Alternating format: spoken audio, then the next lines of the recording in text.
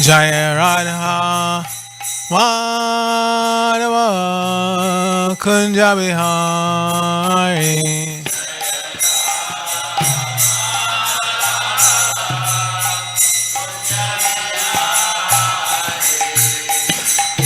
Gopi Janavalava Givarai.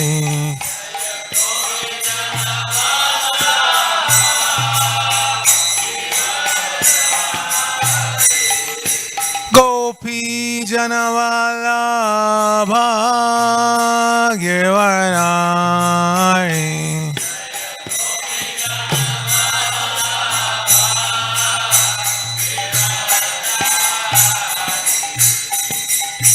Yashoda Nandana Braja Jana Ranjana.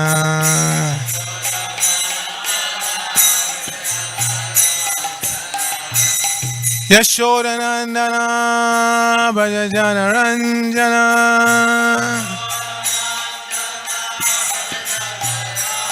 Jamuna Tira Vanachari.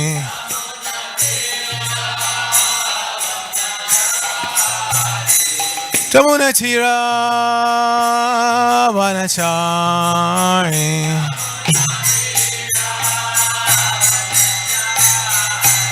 Jaya Radha Madhava Kunja Bihari.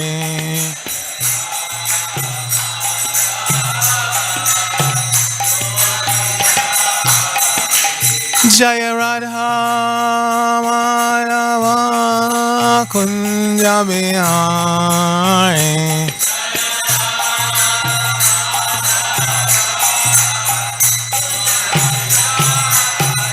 Jaya Rukmini Dwarkadish, Rukmini Dwarkadish, Rukmini Dwarkadish, Rukmini Dwarkadish.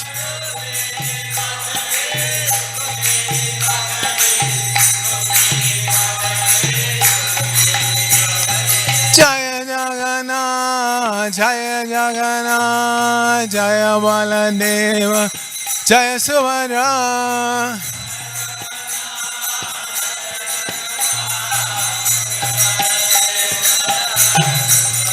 Jaya Gauranitai, Gauranitai, Gauranitai, Jaya Gauranitai.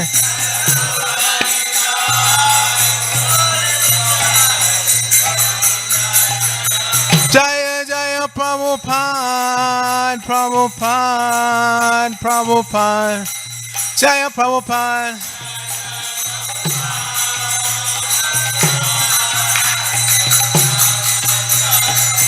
Jaya Jaya Prabhupada, Prabhupada, Prabhupada, Srila Prabhupada.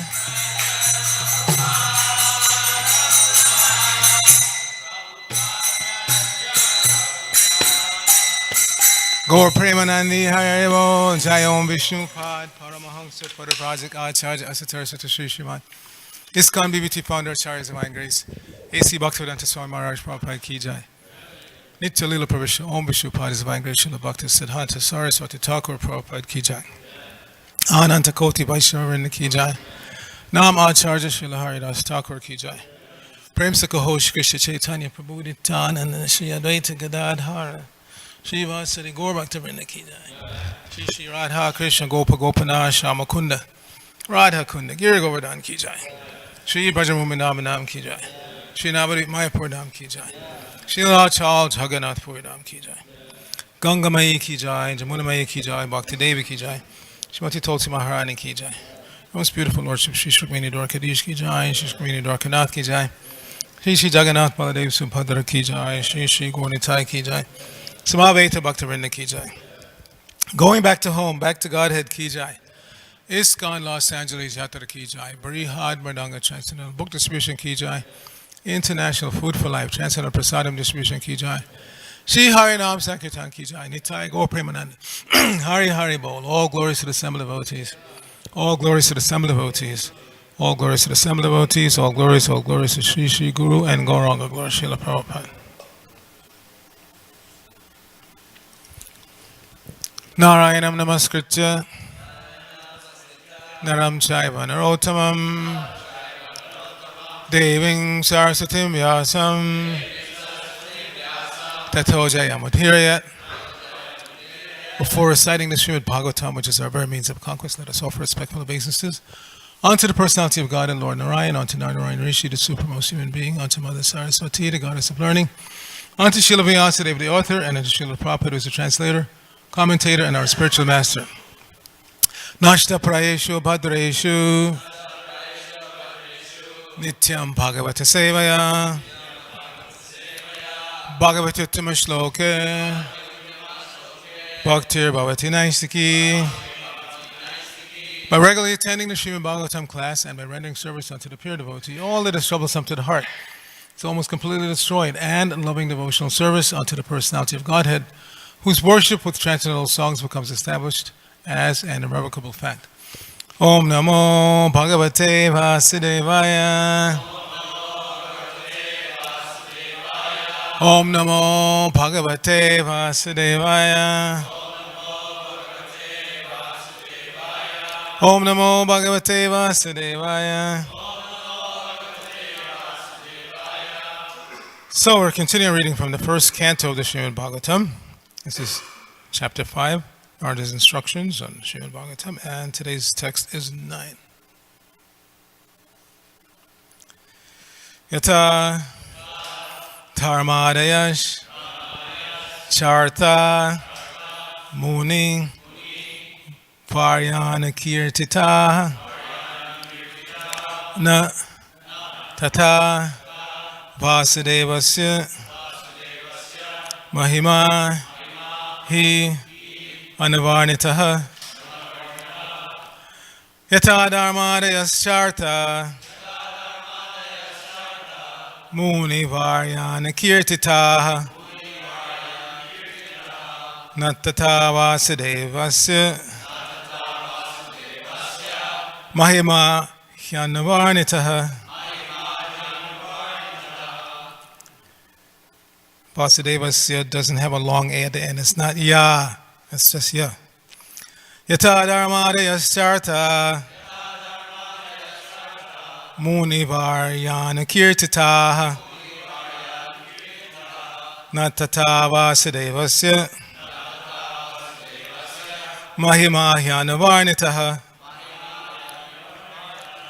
Yata Dharmadayas Charta Muni Varyana Kirtitaha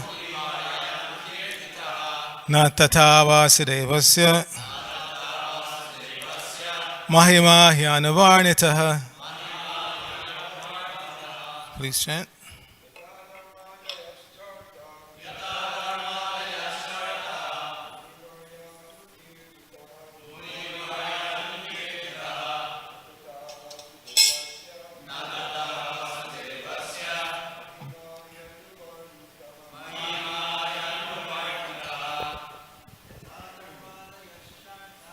Yata Dharmadayas Charta Muni Varyana Kirtita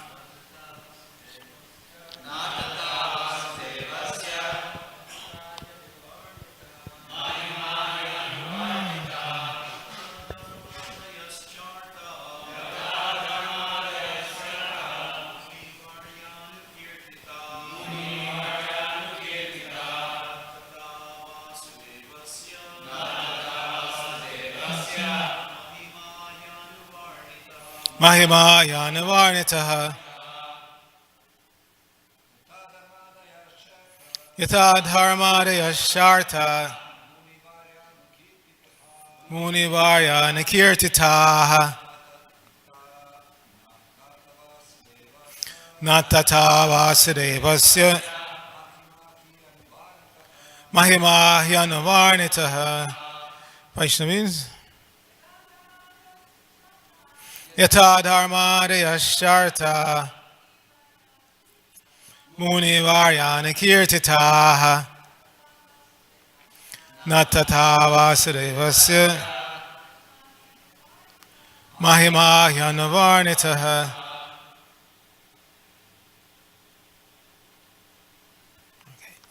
Yata, as much as. Dharma adayaha, all four principles of religious behavior. Cha, and. Artaha, purposes. Munivarya, by yourself, the great sage. Anukirtitaha, repeatedly described. Na, not. Tata, in that way. Vasudevasya, of the personality of Godhead Sri Krishna. Mahima, glories. He, certainly. Anavarnitaha, so constantly described. Srila Prabhupada's translation for this verse. Although, great sage, you have very broadly described the four principles beginning with religious performances, you have not described the glories of the Supreme Personality, Vasudeva. Please repeat. Although, great sage, you have very broadly described the four principles beginning with religious performances, you have not described the glories of the Supreme Personality, Vasudeva. Srila Prabhupada's purport. The prompt diagnosis of Sri Narada is at once declared. The root cause of the despondency of Vyasadeva was his deliberate avoidance of glorifying the Lord in his various editions of the Puranas. He has certainly, as a matter of course, given descriptions of the glories of the Lord, Sri Krishna, but not as many as given to religiosity, economic development, sense gratification, and salvation. These four items are by far inferior to engagement in the devotional service of the Lord. Sri Vyasadeva, as the authorized scholar, knew very well this difference, and still, instead of giving more importance to the better type of engagement, namely devotional service to the Lord, he had more or less improperly used his valuable time, and thus he was despondent. From this, it is clearly indicated that no one can be pleased substantially without being engaged in the devotional service of the Lord. In the Bhagavad Gita, this fact is clearly mentioned. After liberation, which is the last item in the line of performing religiosity and so on, one is engaged in pure devotional service. This is called the stage of self-realization, or the Brahmabhuta stage. After attainment of this Brahmabhuta stage, one is satisfied. But satisfaction is the beginning of transcendental bliss. One should progress by attaining neutrality and equality in the relative world.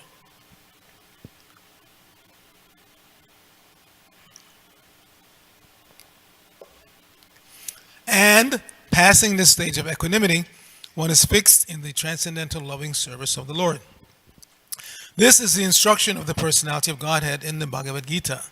The conclusion is that in order to maintain the status quo of the Brahmabhuta stage, as also to increase the degree of transcendental realization, Narada recommended to Vyasadeva that he, Vyasadeva, should now eagerly and repeatedly describe the path of devotional service.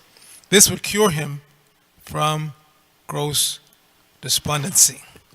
Nama Om Vishnu Padaya Krishna Prishnaya Bhutale Shrimati Bhaktivedanta Swamini Tinamine Namaste Saraswati Deva Gauravani Pacharni Nirvashesha Shunyavani Pashatideshtarni Om Agyana Timirandasya Gyananjana Shalakaya Chakshur Unmilitam Jaina Tasmai Shri Gurave Namaha Chi Chaitanya Manobhishnam Stakitang Yena Bhutale Swayam Rupa Kadamayam Dadati Swapadantikam Vandeyahang Shri Guru Shri Utapada Kamalam Shri Guru and Vaishnavangsha Shri Rupam Sagajatam Sahagana Raghunathan Vatam Tang Sajivam Sadvaitam Savanutam Parijana Sahitam Krishna Chaitanya Devam Shri Radha Krishna Padan Sahagana Lalita Shri Vishakhan Vatangsha. Hey Krishna, Karuna Sindhu, Dina Bandho Jagatpate, Gopesha Gopika Kanta, Radha Kanta Namosate, Tapta Kanchana Gorangi, Radhe Vrindavaneshwari, Rishabhanu Sute Devi Pranamami Haripriye, Vancha Kalpaturvya Shah Kripasanubhya Evacha, Patitanang Pavanebhyo Vaishnavebhyo Namo Namaha, Jai Shri Krishna Chaitanya Prabhu Nityananda Shri Advaita Gadadhara Shri Vasari Gaur Bhaktivinoda. Hare Krishna, Hare Krishna, Krishna Krishna, Hare Hare. Hare Rama, Hare Rama, Rama Rama, Hare Hare. So we're hearing the sacred conversation between Narada Muni and Vyasadeva, who are both extant, in other words, still existing. Narada Muni is already in the spiritual world, on the spiritual platform. He never disappears. He's always coming and going from the spiritual world to the material world. And Srila Vyasadeva, as we've heard, is an incarnation of Krishna. And Prabhupada mentioned earlier that he's still in Badarika ashram. Not that he's confined there. It's his home base. He can go anywhere. He might be here right now. Prabhupada indicated on several occasions that great personalities come to visit his temples unbeknownst to us. Like in the Kirtan, he indicated once, Narada Muni's here. So Vyasadeva could come to Bhagavatam class, nothing restricting him, nothing stopping him. He's completely free to travel anywhere he wants. So we have to present his teachings with that consciousness, that Vyasadeva, we're allowed to sit on the Vyasasana, the seat of Vyasadeva, and we're supposed to be repeating the statements of Vyasadeva as we've received in the cyclic succession, not as we perceive or speculate, but as we've received in the cyclic succession. So Srila Prabhupada is giving us elaboration on Narada Muni's statements to Srila Vyasadeva. Srila Prabhupada actually gave a lecture on this verse and the next two verses, 9 through 11, in New Vrindavan in 1969, I believe it was. And he stressed this word, Dharmadaya. Dharma-adaya. Dharma, we know, Prabhupada said many times, is mistranslated in English as religion or religious belief. But he said it's not belief. It's not based on belief. If religion is a belief system, then modern science is also religion, even though they don't like to think like that. They like to put down the followers of religion, saying that you guys are just acting on sentiment and belief in God, but you can't prove. But they also believe in their scientific speculations. And they present those beliefs as facts to the poor, unfortunate students. And you don't have any option of opting out, of not accepting. No, you have to accept. Otherwise you fail all your science classes and your future is bleak. If you don't pass any science courses in school, your future is bleak. But it's all based on belief. They have yet to explain, to show concretely how such complex life forms can come out of simple single cell. As they speculate, those single cell living entities were generated out of matter, and somehow or other over time they become more complex life forms. But if we study carefully, even our own body, what to speak of like the body of a cow. A cow has 4 stomachs, as we've mentioned. And she eats, and then she'll sit down. When she's eating the first time around, it goes in the first stomach, then she'll bring it up and chew it, and then it goes in the second stomach, and then bring it up again later on and put it in the third stomach. Show us the step-by-step, development of such an animal, that they had no stomach at first. Single-cell creatures, they don't have any stomach. And then show us how it got to be 1 stomach, and then 2, and then 3, and then 4. They just accept it. It happened. They believe. So this is, according to their definition of religion, that's also religion. You're believing in things that you can't explain. Clearly. You just say it happened. We have yet to find all the missing links, but we believe it happened. Then that's religion. You're presenting your belief, not facts. So Prabhupada really wanted us to be aware of this, because our tendency is, because we want sense gratification in this material world, and because we see the scientists as our greatest hope for sense gratification. In other words, they're going to create so many fancy machines that make our lives easier and more exciting, and ultimately they might even fix this machine so it keeps on going on and on and on and on and never dies. So we still have in the back of our consciousness this hope, because we want to stay here in this material world and defy Krishna. So our hope is the priests of science. After all, they've given us so many wonderful machines, airplanes and washing machines.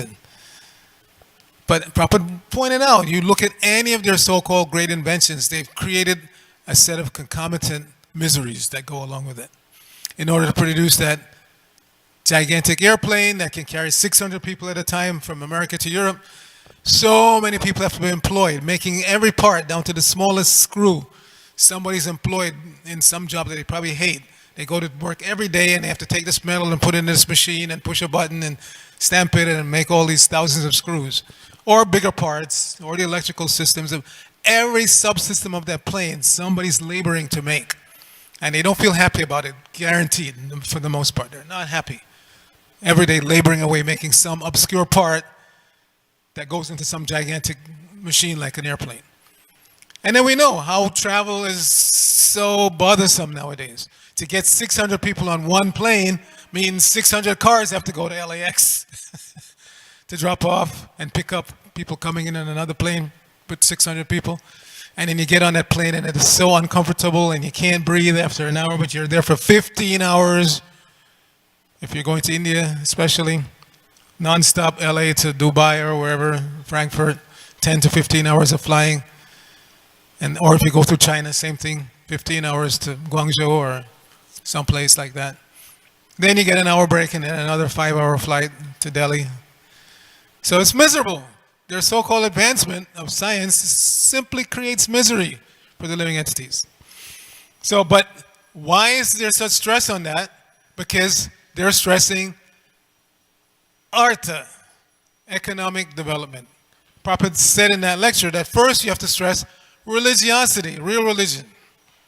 This is the first stress, Dharma and then Artha. But they've kicked out Dharma. They don't believe in it at all, or if you want to believe in God, that's up to you. Just don't get in our way. We're progressing. We're making big progress here. Stay out of our way with your belief in God. But we're running a secular state here. We don't promote any religion. But Prabhupada said no. Secular state means that you don't promote any one religion over any other. But you have to see that the population are following some form of religion. Otherwise, they remain animals. They remain animals. No religious sentiment means animal sentiment. And the animal sentiment is to exploit others. Real human sentiment is to do good for others. The natural sentiment of animals is to exploit others, even their own kind. That's why you find amongst many, many animal communities, there's cannibalism. If I'm hungry and I can't find my natural prey, then I'll eat my own offspring. This is animal mentality. But human beings without any religious training, they fall into that same mentality. We see how they mistreat their children. And the day will come when they will actually eat them. And that's already predicted for the future of Kali Yuga. But even now, today, every day in the news, there's some horrible story of some parent just totally abusing their offspring. No sentiment of mother-father, real parenthood, because they're not trained. Without training, in Kali Yuga, everything is lost. Everything is lost. All sentiment of any kind goes down the tubes without training. So this is what Prabhupada is doing for the human society, and they don't appreciate it.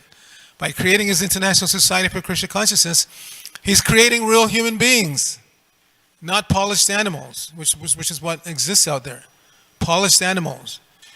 The parents are happy if the child is just born with all limbs intact. 2 arms, 2 legs, everything, nothing deformed. They look like a normal child. Oh, they're so happy. And then if they can go to school and get a degree and get a job, oh, wonderful. No question of what is the goal of life and how to achieve it. They don't care. Just get a job, so at least we can get you out of the house. Don't think you can live here indefinitely. Previously, it was everybody stayed, and you had a joint family, big community of family members, brothers, cousins, uncles, aunts living in one compound. No, we don't want that anymore. As soon as you are old enough, go to college, get a job, get out, so that we can enjoy life again. There was no enjoyment when we were raising you guys. You were simply a burden. Now you get a job, get out, and so we can travel and have fun.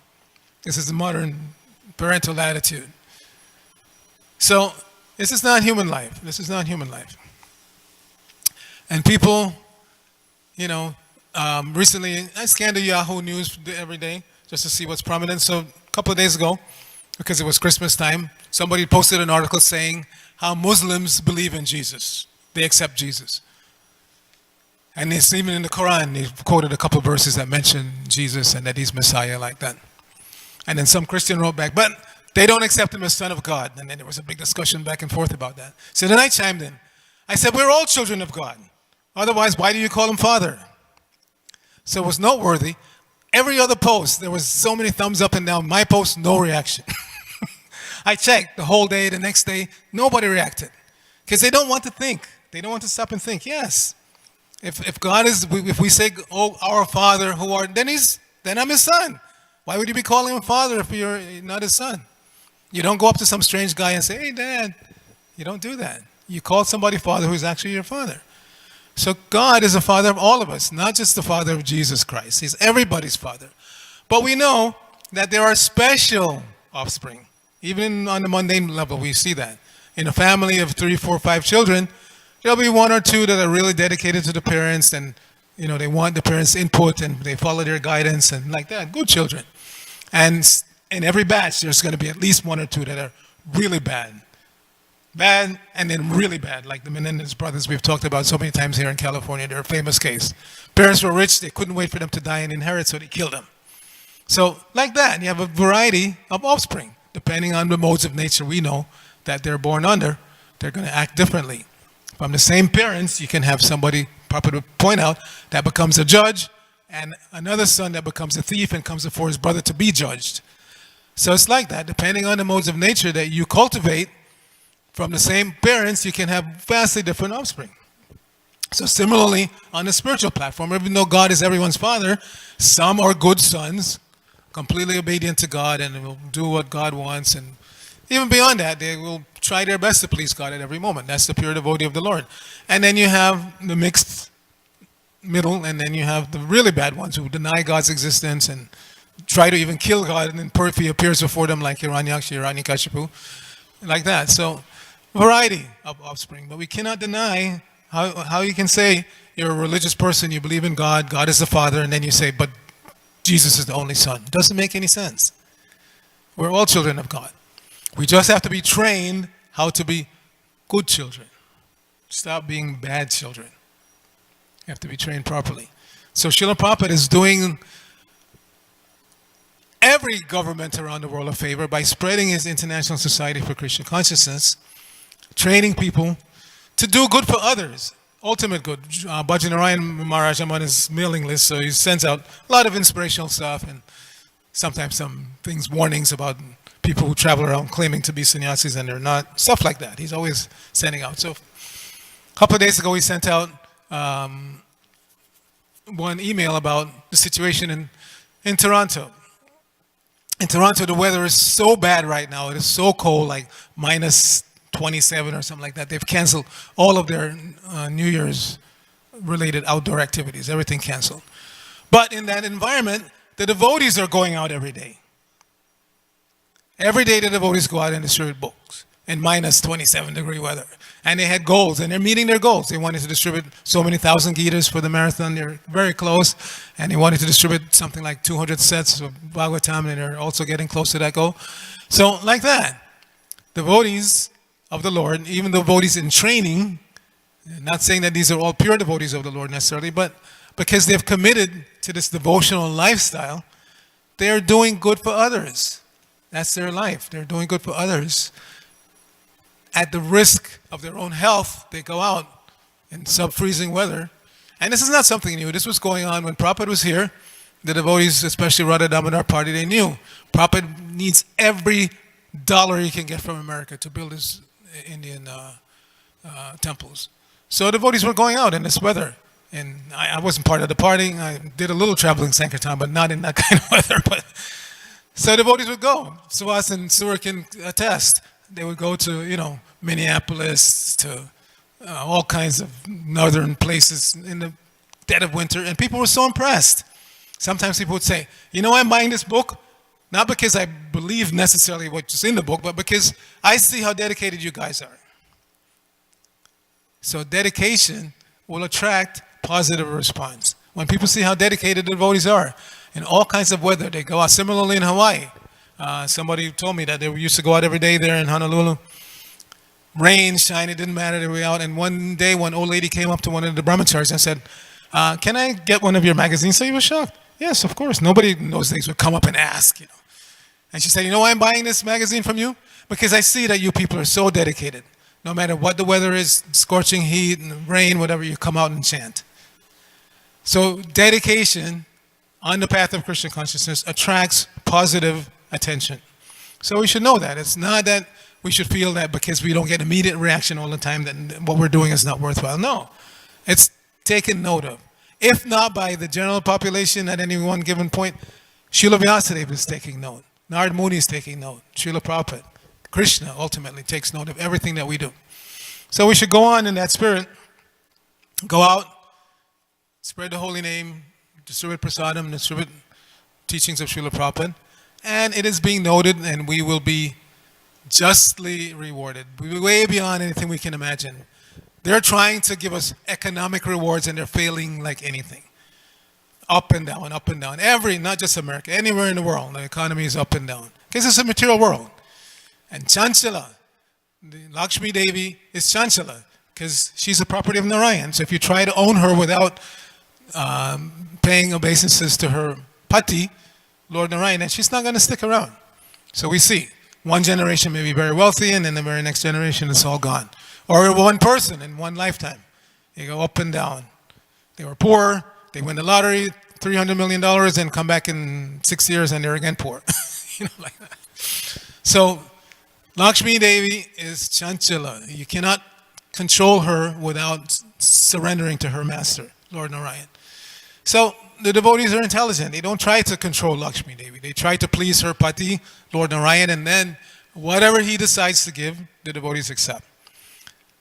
We're still in this material world, so this body is going to give us trouble. I mean, not to bore you, I'm going through quite a few troubles right now myself, but we know this, so we don't dwell on that. We continue with our devotional service to the best of our ability. And the day will come when the body will no longer function, and this is what we're being trained for. That when that day arrives, we can leave in the right consciousness. Not regretting that I wasn't able to do this or to go there. My bucket list is not complete. I never made it to Bali or whatever. Papa stopped one devotee one day and he noticed he was making arrangements to go. He said, where are you going? I don't think this person had been initiated yet, but he was coming around regularly. So Prabhupada said, where are you going? Oh, I'm going traveling, Prabhupada. I want to go to the XYZ places. Prabhupada said, well, why? He said, when you go there, you'll see it's the same stuff. That's happening here is happening there. Eating, sleeping, mating, defending. So why are you so eager to go there? Nothing radical is going to be happening. If you've never been to Beijing, you go to Beijing, you're going to find the same stuff is happening. People are getting up, working hard so they can eat, sleep, mate, and defend. The air quality is worse than Los Angeles, by the way. So it's like that. But anywhere you go in this world, even if you go to some nice mountaintop in Switzerland, I've been to a few there, and yes, fresh air and all that. But Prabhupada said, he was in Switzerland, he said, yes, they maintain very, very nice houses here in Switzerland. But he said they're so attached to the house, guaranteed next life they're coming back, but not necessarily as a human being. They'll come back as a rat or a bird or something in that house. They're so attached to that house and maintaining it nicely. So we should see beyond the material situation. We should, as Prabhupada mentioned here in today's purport, the Brahmabhuta platform, Brahmabhuta Prasanna Atma, that's the first installment. If one comes to this point of self-realization, one becomes jolly, happy. Na soshati na kangshati, no hankering, no lamenting. But this is just the beginning. It's just the beginning, Prabhupada. From there, then you engage in devotional service, and then you become really, really in touch with the reservoir of pleasure and ever-increasing happiness. So we'll stop there. If there are any questions, comments? Yes.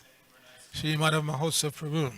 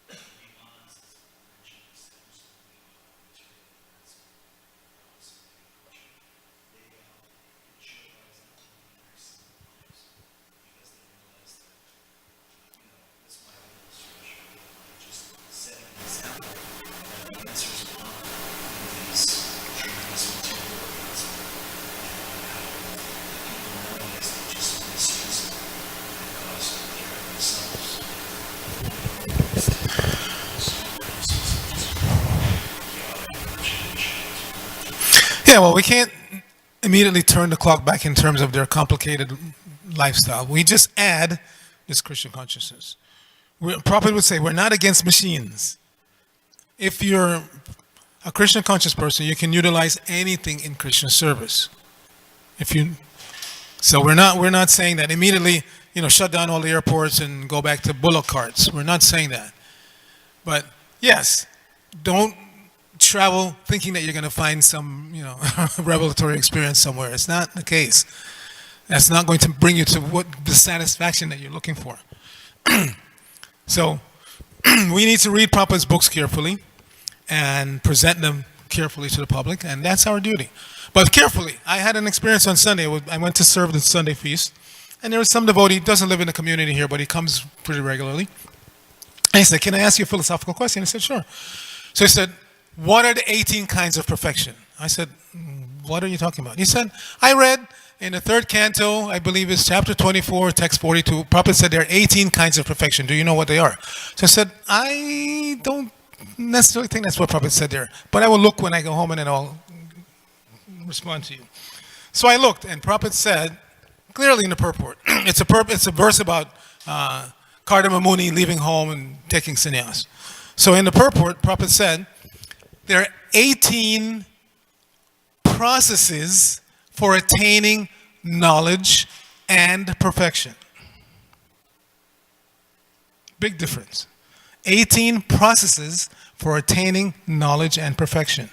And in the previous sentence, he mentioned Anambidvan, the 20 items of knowledge from chapter 13, 8 through 12. So you can understand that Prabhupada was saying, maybe somebody left out a word somewhere. There are 18 additional, because there are 20 total items in those 4 verses. Amanidam, Adambidam, Ahimsa, Shanti, Rajavam. That collection, there are 20 items of knowledge that Krishna presents. So Prabhupada was saying, in essence, there are 18 additional to the 2 that I mentioned in the previous sentence. Amanidam, Adambidam. But this person, because they didn't read carefully, they actually committed offense.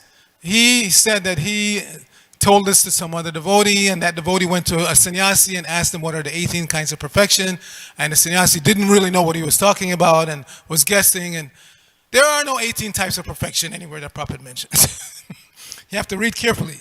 18 processes of attaining knowledge and perfection. In other words, if you follow this 20 items of knowledge that Krishna gives in the 13th chapter, you will ultimately come to perfection. Not that there are 18 kinds of perfection.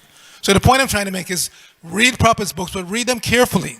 Otherwise, you will misrepresent, you will ask questions that are not related to anything that Prabhupada said, and it just creates a confusing atmosphere. For new people, this was recommended to me when I joined in 73. I still recommend to anyone who joins today. Read the book entirely from cover to cover, all of Prabhupada's books, just so you can understand what's there. Then when you've gone through all of it like that once, then you go back and carefully read each verse and each translation, each purport like that. Arcita Prabhu used to recommend 10 pages a day of all the major books. 10 pages of Gita every day, 10 pages of Bhagavatam, 10 pages of Chaitanya Charitamrita. And if you do that, in 1 month, 30 days, you've finished 3 or 4 300-page books just by reading 10 pages a day. But carefully. See, after you go through it once just to see what's there, then read it carefully. Otherwise, you create these kind of situations. You think you read that Prabhupada said 18 types of perfection. He didn't say that. And you go around convincing everybody else and ask everybody else a question, and you just create unnecessary chaos. So, all right, we've gone a little over time. Thank you very much. Srila Prabhupada ki jai. Grantarashima Bhagavatam ki jai. Gaur Bhakta ki jai. Hare Krishna.